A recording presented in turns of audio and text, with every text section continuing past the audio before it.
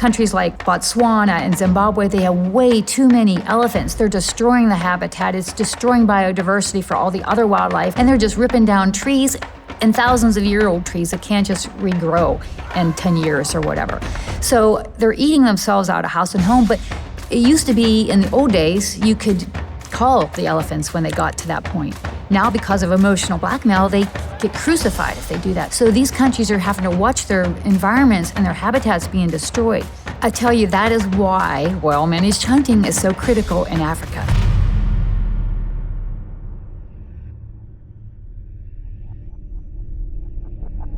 Before going to Africa, I took hunting for granted, really. The North American model of conservation, I really didn't understand it or appreciate it, or even, I don't even know if I knew about it exactly. I just grew up in a hunting family, so that was just a part of our life. But once I was in Africa and I learned a whole different aspect of hunting and how conservation works through hunting, I just felt compelled to help other people understand what I learned. So I made a promise to Lillian, our game scout, that I would do that. And I didn't know what it meant at the time, but it evolved into Cries of the Savannah.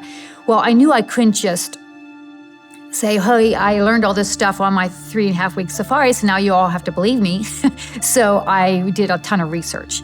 And that research led me to the North American model of conservation and the other models. And I learned so much more about it because of going to Africa, actually. And when I did do my research, I used non-hunting sources because I didn't want to taint the research. So I made sure I used non-hunting biologists and non-hunting sources to back things up. And I also researched the other side of the equation. But they were always, something was always missing from those viewpoints and those things, or they just left things out or misconstrued it. Once people really hear two sides of the story, common sense kind of will tell them everything they need to know, because, I mean, facts and figures are definitely important, but when I start explaining things, how about people have to live with animals and live with carnivores and how that affects them, then you can see the light bulb go off in their head, like, oh my gosh, I never thought of that. I never thought of my kids having to walk to school with a lion. I think it's been 2 years ago now. 4 young tribal boys were out looking for their cattle to bring them in. A pride of lions killed them and ate them, and one was able to scramble to a tree. But he didn't only have to watch his brothers get killed, he had to watch them get eaten. When I came to understand, when we were going along the Savannah and we came across some elephant bones, and that opened up a dialogue with Lillian, our game scout. And remember, she's not affiliated with the hunting party at all. She's there to take care of the animals and document and make sure everything's legal. She told me about the honey poaching and wood poaching and bushmeat poaching and all these other kind of poachings that I had never heard about. And then she started explaining to me about carnivores, how there has to be a large value to them because people don't want to live with them. And she started explaining to me about the poisoning. She said most carnivores die of poisoning because they put out a poison carcass, it kills them, and then it kills anything else in the process. Yeah, she said far more animals die to spears and poisoning than to a hunter's bullet. And they're indiscriminate. So a hunter might kill an old male past breeding, and he's not killing the babies, the young. They're still the hunting is sustainable, so that's the whole point, they're gonna sustain. You have to understand what it's like to live with these animals. That is why you have to have local people involved in conservation, and they have to benefit from it. When you kick people off of national parks and now they have no way to support their family, and that doesn't help. You have to have their input and their help, and they have to benefit. And if they decide they don't want hunting, well then that should be their decision. If they don't want hunting, if they want to go back to hunting themselves and harvesting these animals themselves, then that should be their decision. What right do they have to tell them how to run their resources? But right now it financially works better to have another hunter come in and pay big money for it. But the key is we have to think about the local people.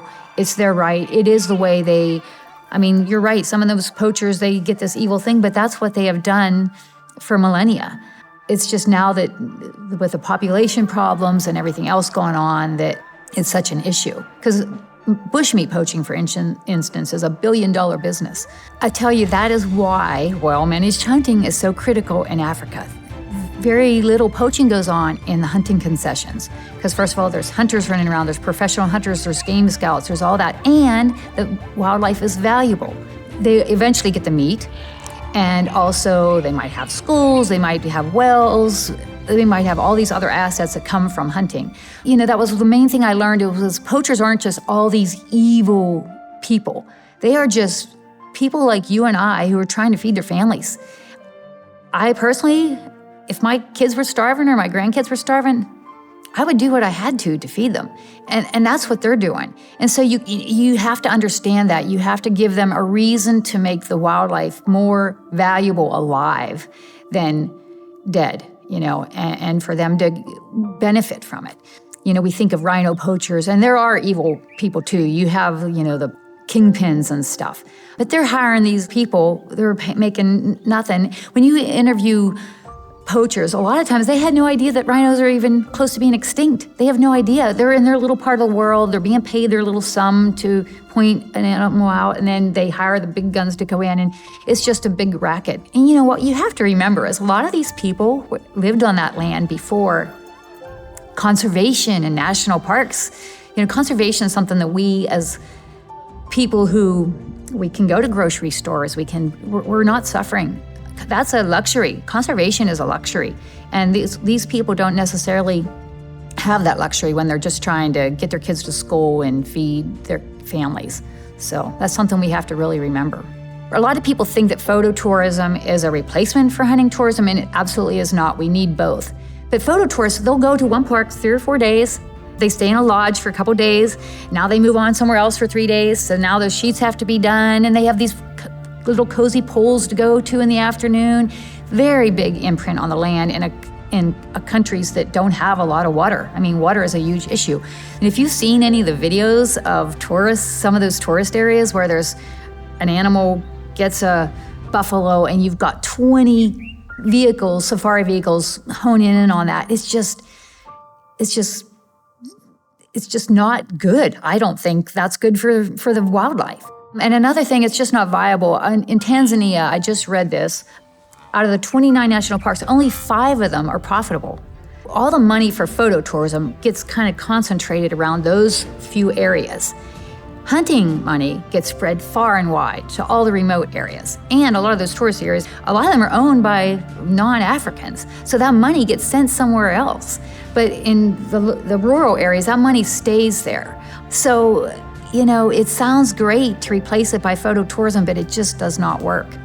And people mean well. I truly believe that most people donating money are doing it for the right reason, that they are really into helping. But you have to understand, endangered species are a big business. Those NGOs, some of them, and I don't want to lump them all together, but there are a few, and we know who they are, who live off of the fact that pushing this endangered species thing, because it tears at heartstrings. People donate their money. They use that as a funding mechanism. If all of a sudden rhinos weren't endangered, that would not be good for their funding, because now what do they use?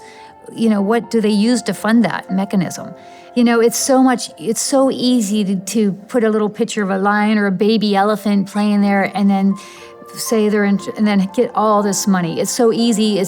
They can get their point across in a few sound bites. Hunting, explaining the importance of hunting is a long, complicated deal. But they get that money. First of all, a lot of it is misinformation that they're using to convey this. But are they buying habitat? Are they building schools? Are they doing anti-poaching efforts? What are they doing on the ground? People keep wanting me to write another book.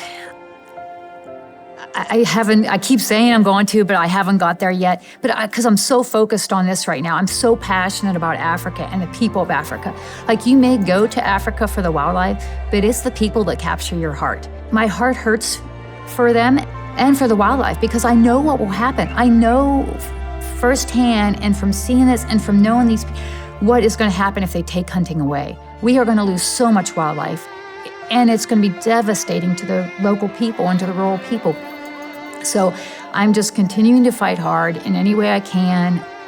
by doing podcasts, by doing whatever thing. So I'm still learning as I go. I'm rather seasoned, as they say. So this whole media world is new to me. So I'm having to navigate as I go. But yeah, I hope to continue to spread the word and get to people to think from a common sense side of you. I mean, like I said, facts and statistics are important, but put yourself in a place of the people living with wildlife in their back doors.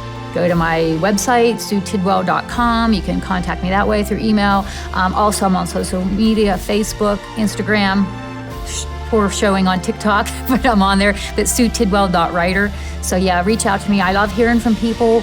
I love hearing your thoughts on the book, or I love to have a discussion with you. So yeah, reach out and I'd love to hear from you.